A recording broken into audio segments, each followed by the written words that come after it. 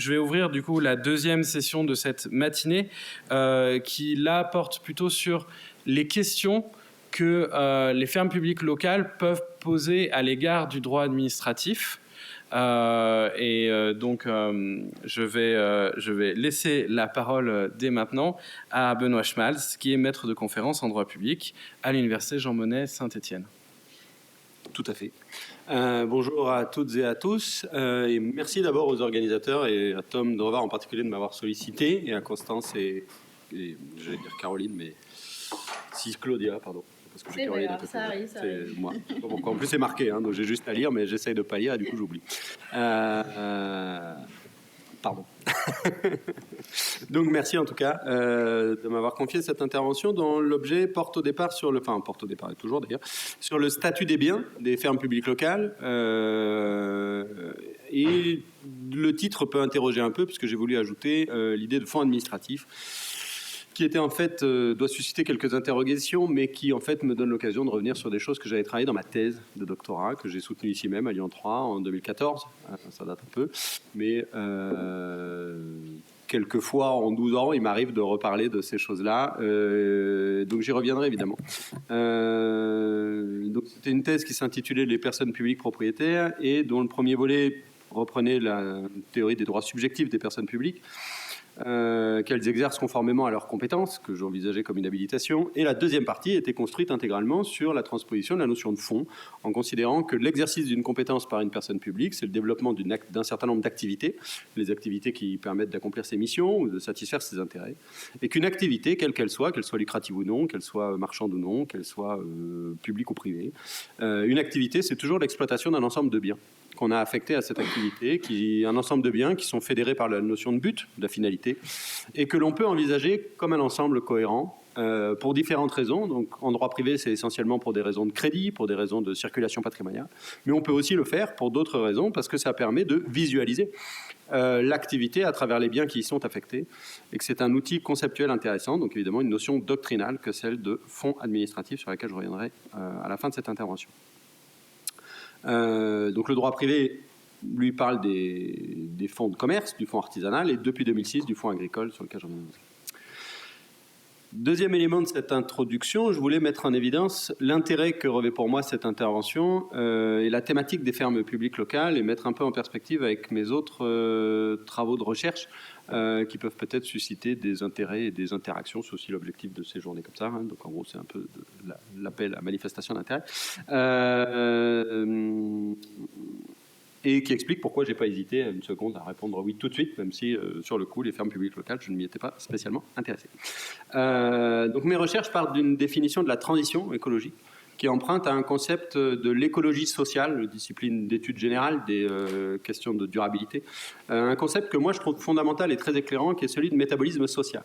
La notion de métabolisme social, c'est tout simplement d'envisager les flux, les stocks de matière et d'énergie, tous ces phénomènes physiques qui sont en fait le substrat matériel des activités humaines d'une collectivité, d'une société, d'un territoire, d'une activité, d'une filière aussi.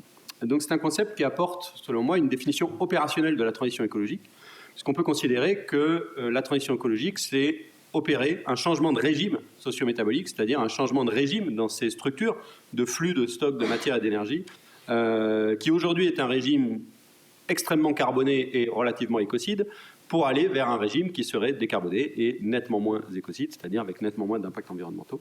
Mais la partie amont, c'est-à-dire la partie ressources, est extrêmement importante.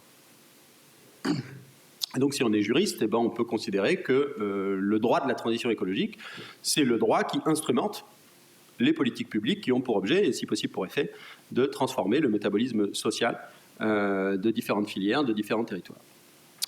Or, ce que les recherches d'écologie sociale remarquent, c'est que sous l'apparence d'une approche très science dure, très quanti, très tout ce que vous voudrez, c'est en réalité extrêmement social et extrêmement politique, puisque tous ces flux et stocks de matière et d'énergie sont en réalité contrôlés par des structures sociales, ils sont mis au service d'intérêts et parfois mis au travail, y compris humain d'ailleurs, de ces intérêts, et donc il y a une dimension extrêmement sociétale de cette transformation, et le droit y joue une part fondamentale, puisque c'est lui qui permet la mise en musique de ces systèmes sociaux qui exploitent les systèmes physiques, et notamment les systèmes naturels, en vue de la réalisation de la satisfaction d'un certain nombre d'intérêts. Donc, on en conclut rapidement que ce droit qui instrumente les politiques publiques socio-métaboliques, eh ben, c'est ça qu'il faut travailler et très largement construire. Donc c'est là où c'est intéressant pour un juriste, parce qu'au lieu de faire du droit qui analyse le droit qu'on nous donne à voir, c'est un travail qui permet d'imaginer le droit qu'on aimerait voir commenté dans les revues, mais qui pour l'instant est plutôt dans les limbes et n'apparaît que par petites touches impressionnistes. Au sein du métabolisme social, l'agriculture et l'alimentation, et je vais en arriver assez vite au sujet, sont presque des tartes à la crème des études socio-métaboliques, tant il est évident que l'agriculture, l'alimentation sont des systèmes socio-écologiques qui sont traversés par des flux de matière et d'énergie, des stocks. Et donc il y a énormément d'études socio-métaboliques sur le bilan énergétique de l'agriculture, sur les flux biogéochimiques impliqués dans le système agricole et alimentaire. Et par ailleurs, c'est d'autant plus intéressant que c'est directement lié au métabolisme humain, puisque comme vous le savez, ce que nous mangeons finit par ressortir. Et généralement, à moins de grossir tous les ans, l'essentiel de ce qu'on mange ressort. Et donc, il y a un cycle biogéochimique qui passe à travers les métabolismes humains, mais qui est en fait un métabolisme social à très très grande échelle, avec des impacts tels que 2 limites planétaires sont identifiées comme franchies en relation directe avec ce métabolisme-là, c'est les cycles biogéochimiques de l'azote et du phosphore, sur lesquels s'intéresse un programme auquel je collabore, qui est le programme OCAPI, qui est un programme de l'École des Ponts à Paris, et qui travaille sur le cycle justement de l'azote-phosphore à travers les nutriments et l'assainissement écologique, puisque le système agriculture-alimentation a un troisième, j'allais dire débouché, mais qui est l'excrétion. Et donc, que fait-on des matières excrémentielles qui sont excrétées par les êtres humains ? Aujourd'hui, on a l'impression que tout va bien puisqu'il y a un merveilleux système avec une belle toilette en porcelaine blanche à chasse d'eau potable qui permet d'envoyer tout ça dans des égouts, qui permet d'arriver dans une station d'épuration où l'azote est renvoyé dans l'atmosphère, d'où elle venait au départ, dans des usines à barboche, ce qui donne l'impression que c'est très circulaire et que tout va bien. Sauf qu'évidemment, c'est un système extrêmement énergivore, non durable, pas du tout sain, contrairement à ce qu'on peut penser, et qui pose des questions de pollution de l'eau, qui, si on devait le mettre au niveau des exigences, demanderait des investissements colossaux. Et donc, il y a un vrai enjeu systémique à développer des options d'assainissement écologique. Et donc, je travaille, moi, en tant que juriste, à essayer de faciliter le déploiement de ces filières de séparation à la source des excréta humains, de leur retraitement pour leur renvoi à la terre, afin que l'azote-phosphore ne soit pas détruit, ce qui n'est pas du tout circulaire, vous en conviendrez, mais au contraire recyclé au sens propre du terme, ou véritable du terme, et donc réutilisé dans l'agriculture. D'ailleurs, je me demandais si, pour les fermes publiques locales, certains s'étaient posé la question parfois de coupler l'intégration verticale de la filière par l'approvisionnement, en allant jusqu'à la traçabilité des intrants et des solutions d'assainissement écologique, etc. Je pense qu'il y aurait des choses à travailler, ça pourrait être intéressant de développer des expérimentations de ce point de vue-là. Donc je passe, c'est simplement pour évoquer ce truc-là. D'ailleurs, ils font des choses beaucoup à Toulouse. Il y a des expérimentations en matière d'assainissement écologique, de séparation à la source, de retraitement de l'urine. Ici à Lyon, à Toulouse également, il y avait des projets avec lesquels j'avais travaillé. Donc ça peut être intéressant de voir si ceux qui font la ferme publique et ceux qui font ça se parlent ou pas. Je ne sais pas. J'ai pas eu le temps de me creuser ça avant. Donc vous comprenez que pour moi, les fermes publiques locales sont évidemment potentiellement un de ces moyens, un de ces instruments des politiques publiques qui permettront, espérons-le, de rendre plus durable et résilient notre métabolisme social et de faire face aux diverses catastrophes de ce que certains appellent la polycrise ou l'anthropocène. Domaine public, travaux, ouvrages publics, bien de retour. Revenons à présent à des choses vraiment importantes pour les juristes. Je procéderai comme il se doit en 2 temps, en procédant d'abord à un petit aperçu des différents cas pratiques auxquels les fermes publiques locales pourraient donner lieu et qui correspondent à ces catégories que je viens d'évoquer un peu vite, jetez là sans transition, pour ensuite vous proposer de regarder les fermes publiques au prisme de la notion de fonds, celle de fonds administratifs que j'avais essayé d'élaborer et de proposer, notion doctrinale, et la notion positive de fonds agricoles, qui je crois n'a pas trop été évoquée encore. Non, je crois pas. Donc d'abord, les catégories et régimes juridiques des biens des fermes publiques locales. Alors c'est un exercice un peu laborieux et scolaire, mais qui va permettre de poser des choses. J'ai pas voulu être trop juriste, parce que je sais qu'il n'y a pas que des juristes ici. Donc j'ai essayé de garder les choses en langage vernaculaire, comme on dirait. Pour simplement dire voilà le genre de questions que ça pose et voilà les genres de questions auxquelles les juristes pourraient apporter une réponse, sachant que tout ceci est extrêmement contextuel et que par conséquent les réponses définitives et générales sont quasiment impossibles à formuler, puisque de toute façon il y aura toujours le petit détail qui fait que du droit des livres au droit de la vraie vie, il y a souvent un hiatus qu'on ne voit que quand on se frotte à la réalité. Donc une ferme publique recouvre des réalités très variables. Néanmoins, on peut essayer de scinder deux questions fondamentales. D'abord, s'intéresser à la qualification juridique du foncier agricole et plus généralement du patrimoine immobilier, bâti, du point de vue de la propriété et de la domanialité publique ou privée. Deuxièmement, on peut s'intéresser aux autres qualifications susceptibles de classer les biens des fermes publiques locales dans telle ou telle catégorie et d'appeler en conséquence l'application de tel ou tel régime juridique. Mais là encore, je ne ferai qu'évoquer des concepts auxquels il faut peut-être penser et qui peuvent avoir des conséquences, même si en général elles sont assez limitées. D'abord donc l'immobilier des fermes publiques au point de vue de la propriété et de la domanialité. Alors si on s'intéresse à la propriété, qui est la première question, mais c'est peut-être simplement pour donner aussi un cheminement de réflexion, ça peut être intéressant. La question est de savoir qui est propriétaire des biens immeubles de la ferme publique locale. Alors, il peut y avoir plusieurs biens, parcelles et autres, plusieurs propriétaires. Enfin, essayons de simplifier un peu les données de l'équation et de se dire, il y a un foncier agricole, qui en est propriétaire et que se passe-t-il ? Ce peut être évidemment la collectivité locale elle-même. Et dans les cas des fermes publiques, j'allais dire stricto sensu, qui est la ferme publique en régie d'approvisionnement de la cantine scolaire, c'est généralement le cas.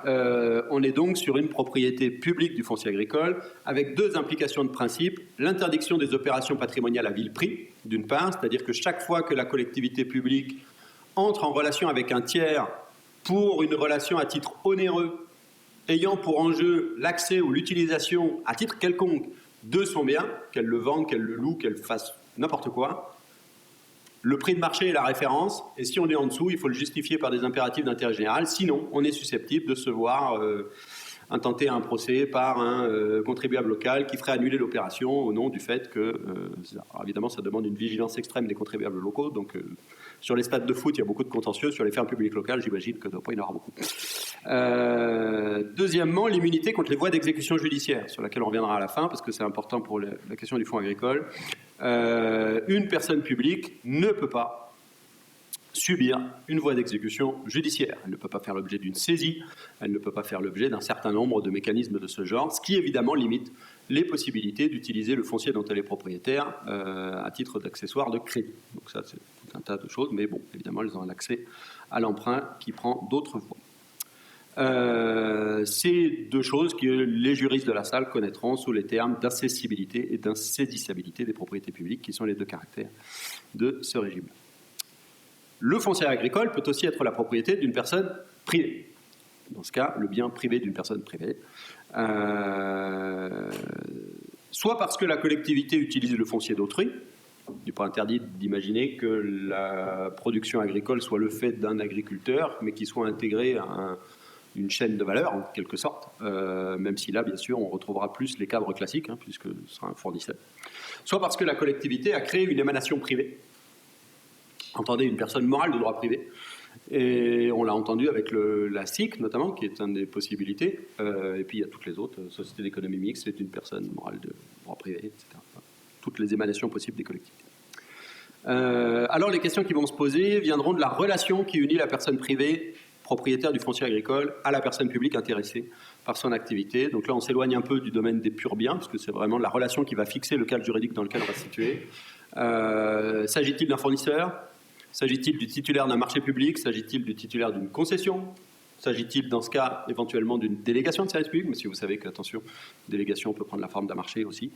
Des questions auxquelles je ne répondrai pas ici, mais qui évidemment fixent un certain nombre de problématiques. Lorsque le propriétaire est une personne publique, revenons au cas le plus classique de ce que j'ai pu comprendre, se pose alors la question de l'appartenance des parties au service de l'activité agricole au domaine public.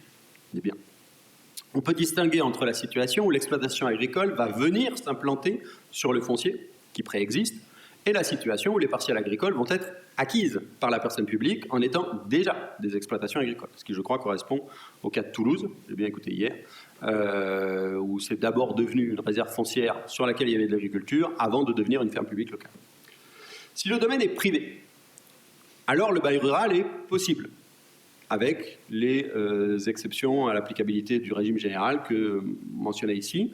Plus généralement, c'est en théorie l'applicabilité de l'ensemble des règles du régime de droit civil et commercial, modulo l'interprétation qui est faite par le juge, puisqu'on sait que dans un contexte qui reste de droit public, le juge fera une interprétation quelque peu publicisée des règles de droit civil et commercial. On sait que par exemple les clauses de précarité sont admises plus généralement par le juge judiciaire quand il y a une personne publique, même pour les baux commerciaux par exemple, donc il ne faut pas hésiter à se saisir du contexte de droit public pour argumenter, y compris face à un juge, qu'on est dans un contexte qui appelle une interprétation spécifique et qui dévie un peu du droit qu'on dit trop souvent commun. Par ailleurs, il existe des dispositions du Code rural qui ont été évoquées tout à l'heure, qui organisent la précarité accrue des baux ruraux lorsqu'ils sont conclus avec un certain nombre de personnes publiques. Si le domaine est public, alors l'exploitation devra disposer d'un titre d'occupation de ce domaine public pour pouvoir développer l'activité. Le bail rural, dans ce cas, est exclu, comme le sont les baux commerciaux, en raison précisément du besoin de précarité lié à la domanialité publique. Il existe des titres d'occupation qui accordent un certain nombre de droits réels, mais on retrouve là des tensions sur lesquelles je renvoie dans les aspects les plus techniques sans grand intérêt ici. La tension entre la précarité induite par l'idée d'une maîtrise de son bien par la personne publique et la sécurité juridique de l'occupant qui est souvent liée à la sécurisation des investissements, des remboursements des emprunts, etc. Si l'activité est le fait direct de la personne publique en régie, évidemment, elle n'a pas besoin de délivrer un titre pour l'occupation par ses propres services, puisqu'elle est chez elle, donc c'est un propriétaire qui utilise son bien, et si elle a envie d'utiliser une bêche pour creuser un trou, planter quelque chose et faire pousser quelque chose, elle peut le faire sans avoir besoin d'un titre ou quoi que ce soit. Enfin, on peut se demander à quelles conditions l'implantation d'une ferme publique sur le domaine privé pourrait conduire au classement de la dépendance dans le domaine public. C'est la dernière question qui se pose. J'ai une parcelle du domaine privé, j'y fais rien pour l'instant, je décide d'y faire une ferme publique. Est-ce que cette ferme publique va appartenir au domaine ? Et là, on revient aux éléments qu'évoquait Philippe Billet hier. Si on écarte les qualifications par détermination de la loi, qui permettent de résoudre le problème tout de suite, domanialité publique naturelle ou artificielle, partielle, il faut appliquer les critères de l'article 2111-1 du Code général de propriété publique, de la propriété des personnes publiques, à savoir l'affectation à l'usage direct du public, mais qu'on exclura plutôt ici, même si la question pourrait se poser, mais de manière générale, si c'est juste un champ, ce sera juste un champ, c'est comme un terrain vague, ça n'est pas affecté en tant que tel, ça reste un bien du domaine privé, soit l'affectation à un service public. Et dans ce cas, il faut évidemment qu'elle soit doublée d'un aménagement qui, de spécial, est devenu, avec l'entrée en vigueur du nouveau code, indispensable. Mais là encore, je renvoie à d'autres réflexions possibles sur la nature de l'activité. S'agit-il d'une activité de service public ou pas ? J'avais évoqué hier le fait que, a priori, la simple production de denrées ou de biens ou de services qui sont simplement utiles à un service public par ailleurs n'implique pas que l'activité particulière ici soit annexée au service public, même si, évidemment, ça peut être construit de manière telle que la qualification de service public s'impose. Donc c'est vraiment une part de volonté. Relisez l'arrêt APREI de 2007 sur les délégations de service public. L'intentionnalité est très forte dans le Conseil d'État évoque l'importance que revêt l'activité aux yeux de la personne publique. Donc dans un cas comme Montsartou, où si j'ai bien compris, c'est un ensemble immobilier qui n'est pas qu'une ferme publique d'approvisionnement, mais qui est réellement le siège d'un ensemble d'activités culturelles, sociales, enfin qui a un peu plus que juste une exploitation agricole, il est tout à fait possible que ce soit un service public. Je parle vraiment de manière abstraite, ça se trouve c'est n'importe quoi. Mais et dans ce cas-là, on pourrait imaginer que ce soit une dépendance du domaine public au même type qu'un musée ou qu'un établissement scolaire ou que tout ce que vous voudrez. Mais selon moi, la qualification la plus logique, c'est la domanialité privée. Alors les forêts bénéficient d'un régime de détermination législative, mais en réalité, ce régime de détermination législative, il correspond à l'application des critères jurisprudentiels. Donc on part à la même logique. Un terrain qui n'est utile que parce qu'il produit des choses dont on se sert ensuite dans le cadre d'un service public n'est pas en tant que tel un élément du service public. Sauf si on le veut et qu'on le construit comme ça. Je passe rapidement sur les autres qualifications susceptibles, puisque c'est simplement évoquer des concepts qui doivent allumer des lumières à ceux qui se posent la question. Dans le prolongement de ce qui vient d'être dit, dans le cadre de la présence d'un service public et d'une éventuelle délégation de service public, se pose évidemment la question de la qualification des biens de la ferme publique locale comme biens de retour, biens de reprise, biens propres du concessionnaire, avec les conséquences qui peuvent y être attachées. Et notamment en cas d'apport. On renvoie à l'arrêt Vallée de Lubaï, où un pauvre malheureux qui avait installé lui-même la station de ski, elle est remontée, s'est vu après expliqué par le Conseil d'État que non, il n'y avait pas eu d'expropriation, mais que les installations qu'il avait bien voulu installer étaient devenues partie de la concession, bien de retour, et que par conséquent, il ne lui appartenait plus depuis le début et qu'il les avait amortis de toute façon depuis longtemps. Bon, je pense qu'il n'était pas ravi de cette solution et qui a fait couler beaucoup d'encre. Par ailleurs, les immeubles sont susceptibles d'être qualifiés d'ouvrages publics, indépendamment de leur siège sur une dépendance. La principale conséquence, c'est l'intangibilité relative de l'ouvrage public. Je vous renvoie éventuellement aux questions qui pourraient se poser si vous y êtes confrontés, mais je ne pense pas que ce soit très important. L'essentiel est lié au régime de responsabilité des ouvrages, des travaux, des choses que toi tu connais bien. Mais je sais, c'est pour ça que je me tourne vers toi. Et donc, je vous renvoie à un meilleur spécialiste que moi. Pour le reste, il faudrait faire l'inventaire des biens susceptibles d'être attachés à une ferme publique locale, et ce serait quelque peu scolaire et fastidieux, donc je vais m'en abstenir. Pour conclure, essayez de conclure. J'ai encore 5 minutes pour dépasser un peu. J'avais prévu 20 minutes 10, mais on peut faire 25-5 plutôt comme question. C'est très bien. Si tu me laisses bien 5 minutes. Pour aborder cette ferme publique à travers le prisme de la notion de fonds. Donc ça va nous permettre de prendre un peu de recul sur tout ça. On a compris qu'une ferme publique locale, c'est un ensemble de biens immobiliers et mobiliers qui vont être exploités par des personnes, qui vont permettre de produire des denrées alimentaires, qui vont être utilisées, dévorées, transformées quelque part par quelqu'un et finir, vous l'avez compris, dans une toilette à chasse d'eau. La plupart du temps, hélas.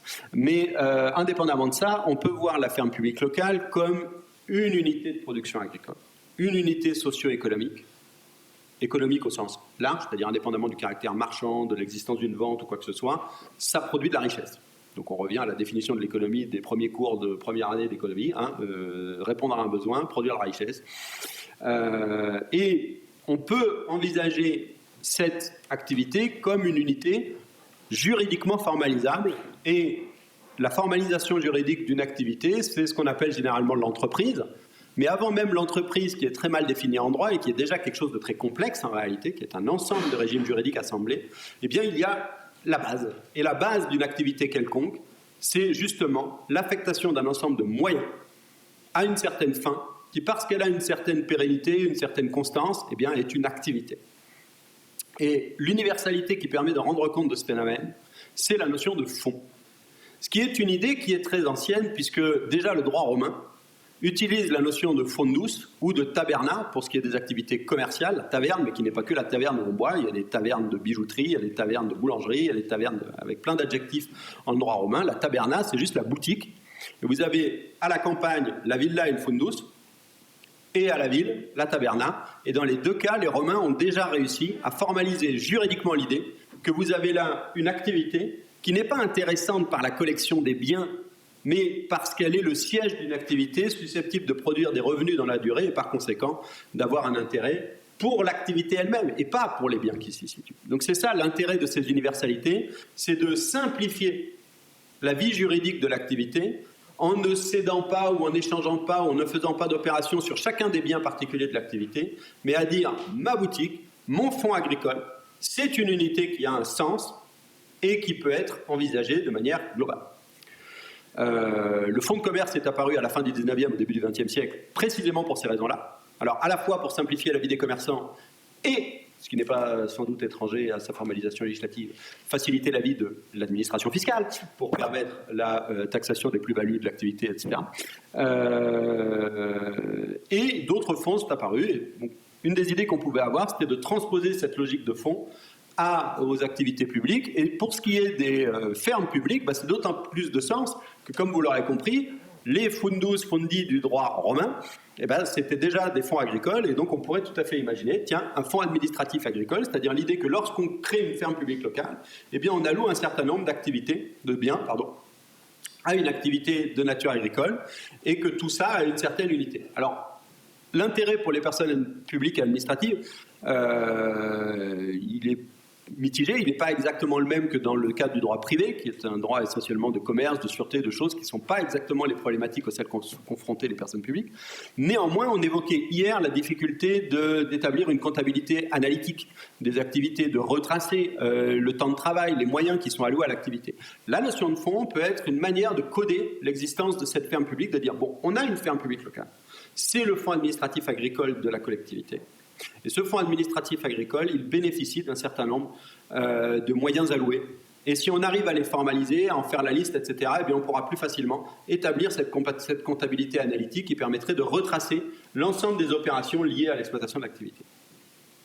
Je termine en 2 minutes cette fois, mais même pas, moins de 2 minutes, pour évoquer l'opportunité pour les fermes publiques de constituer ou d'acquérir un fonds, cette fois qui n'est pas qu'une notion doctrinale, comme vous l'aurez compris, le fonds administratif, mais une notion de droit positif qui est le fonds agricole. Le fonds agricole a été créé par une loi de 2006, l'objectif étant de faciliter la circulation des exploitations agricoles en dehors du cercle familial, où en somme il suffit d'hériter de la terre pour hériter de l'exploitation. Le fonds agricole est une universalité de fait qui peut être cédé sans avoir besoin de céder particulièrement chaque bien qui va y être incorporé, mais et de faire l'objet d'autres opérations patrimoniales, même si très vite il y a des risques de requalification. Donc c'est un peu moins vrai que pour le fonds de commerce, mais quand même. L'autre intérêt, c'est de pouvoir utiliser le fonds comme garantie d'emprunt en convainquant la banque de la valeur du fonds et de sa rentabilité, de la capacité à payer les intérêts et le capital, à travers ce mécanisme qui est le nantissement, qui permet de nantir le fonds de commerce ou le fonds agricole, qui est une forme de gage sans dépossession, qui est une sûreté. Ça nous donne une indication sur les biens des fermes publiques agricoles, puisqu'on vous dit seuls peuvent faire l'objet d'un nantissement le cheptel mort et vif, les stocks s'ils sont cessibles, les contrats et droits incorporels servant à l'exploitation du fonds, ainsi que l'enseigne, le nom d'exploitation, les dénominations, la clientèle, les brevets et autres droits de propriété industrielle qui y sont attachés.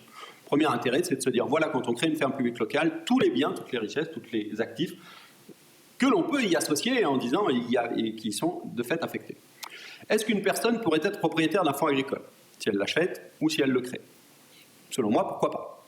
C'est l'inscription, etc. Il n'y a pas forcément de conditions autres que d'inscrire le fonds agricole. Il faudrait voir, les chambres d'agriculture, je pense, pourraient peut-être un regard un peu bizarre si une collectivité arrive pour inscrire un fonds agricole. Mais pourquoi pas ? L'intérêt pourrait être éventuellement de le vendre. Parce qu'une personne publique pourrait-elle vendre ensuite son fonds agricole ? Pourquoi pas ? Ou est-ce que ce fonds agricole pourrait faire l'objet des opérations que je disais sur le domaine privé ou sur le domaine public avec un tiers ? Pourquoi pas ? Là où ça coince totalement, et de manière certaine, mais les autres peut-être aussi, une personne publique peut-elle nantir son fonds agricole ? Eh bien là non, puisque certainement pas. Le nantissement supposant la possibilité d'une mise aux enchères publiques du fonds, qui est une voie d'exécution judiciaire, eh bien il semblerait que ça tienne en échec la possibilité. Il est possible que ce simple point conduise les juges, notamment administratifs ou autres, à dire non, ni bail rural, ni nantissement sur le domaine public, mais si c'est ce critère-là qui est retenu, par extension, sur toutes les propriétés publiques. Mais c'est une confusion que fait le juge administratif en matière de baux commerciaux et de contrats commerciaux, parce que le fonds de commerce et le bail commercial, ce sont deux choses distinctes. On peut tout à fait imaginer l'un sans l'autre. Et de la même manière, on peut tout à fait imaginer un fonds agricole sans bail rural ou sans rien qui ait rapport avec ça. Donc on peut tout à fait l'imaginer. Et ça pourrait avoir éventuellement un intérêt, mais éventuellement limité, comme le disait ma collègue précédente, sur la soumission aux droits de l'agriculture. Et je m'arrête sur ce point. Merci.